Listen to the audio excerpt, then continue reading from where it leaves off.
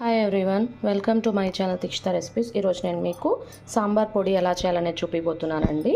First మనము ఒక plate తీసుకున్నాం. దీంట్లోకి 2 స్పూన్స్ అండి 2 స్పూన్స్ జీలకర్ర యాడ్ చేసుకుంటున్నాను. ఫస్ట్ 2 స్పూన్స్ ఆవాలండి,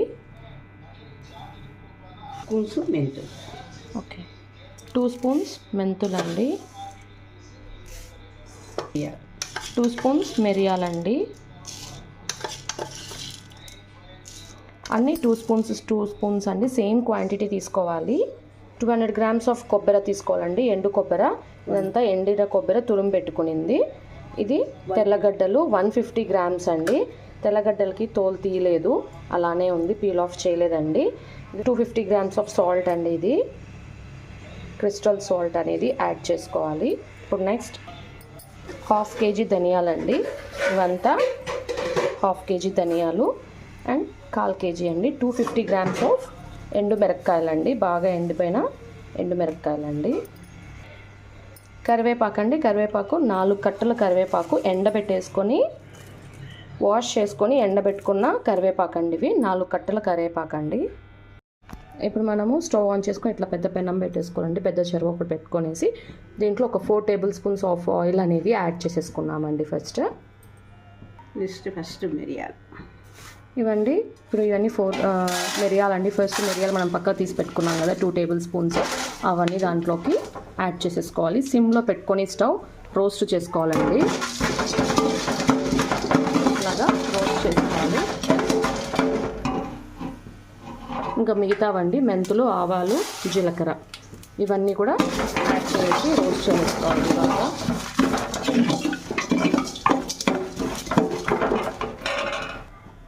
తర్వాత ధనియాలన్నీ కూడా దాంట్లోకి యాడ్ చేసేసుకోవాలి.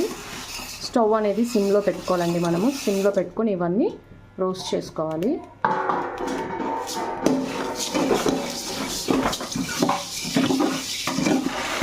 ఇప్పుడు ఎండుమిరపకాయలన్నీ కూడా యాడ్ చేసేసి రోస్ట్ చేసుకోవాలి.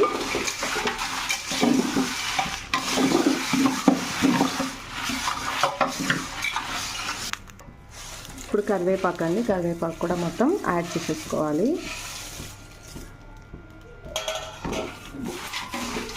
యాడ్ చేసుకొని ఇది కూడా కొద్దిగా రోస్ట్ అయ్యే వరకు రోస్ట్ చేసుకోవాలండి. ఇవన్నీ ఇలా రోస్ట్ చేసుకున్నామండి. రోస్ట్ చేసుకున్నాక చల్లగా అయ్యే వరకు పక్కన పెట్టుకోవాలి. చెరువులో అన్నీ పెట్టుకొని ఏం చేసుకున్నాం కదండి, రోస్ట్ చేసుకున్నాం కదా కొద్దిగా ఆయిల్లో, అవంతా ఇలా రోట్లో వేసి దంచుకోవాలండి. బాగా పౌడర్ లాగా చేసేసుకోవాలి.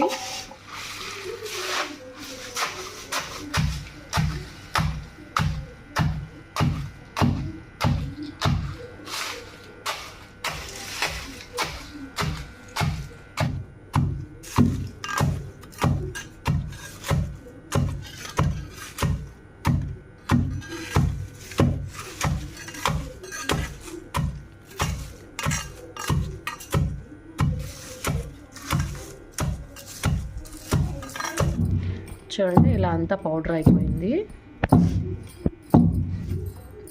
ఇలా రోల్ లేని వాళ్ళు మిక్సీలో గ్రైండ్ చేసుకోవచ్చండి. ఇలా పౌడర్ అంతా అయిపోయింది కదండి. ఇప్పుడు మిగతాది సాల్ట్ అండి. సాల్ట్ తీసుకున్నాం కదా, అదంతా వేసేసుకున్నాము. అండ్ తెల్లగడ్డ, కొబ్బరి అండి, అవి కూడా యాడ్ చేసేసుకోవాలి. అన్నీ వేసేసి ఇప్పుడు బాగా దంచుకోవాలండి. మళ్ళీ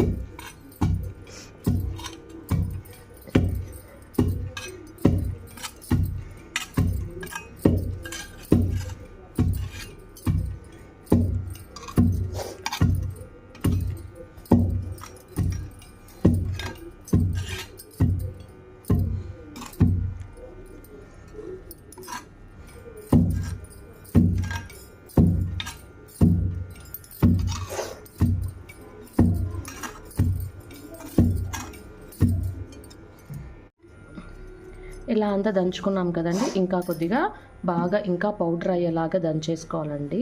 అంతా దంచిన తర్వాత చూపిస్తాను. ఇలాగా దంచేసుకున్న తర్వాత ఇలా పౌడర్ లాగా అయిపోయిందండి. ఇంత పౌడర్ వచ్చేలాగా మనం దంచుకోవాలి. చూడండి ఎలా ఉందో. స్మెల్ చాలా బాగుంటుంది, టేస్ట్ కూడా చాలా బాగుంటుందండి.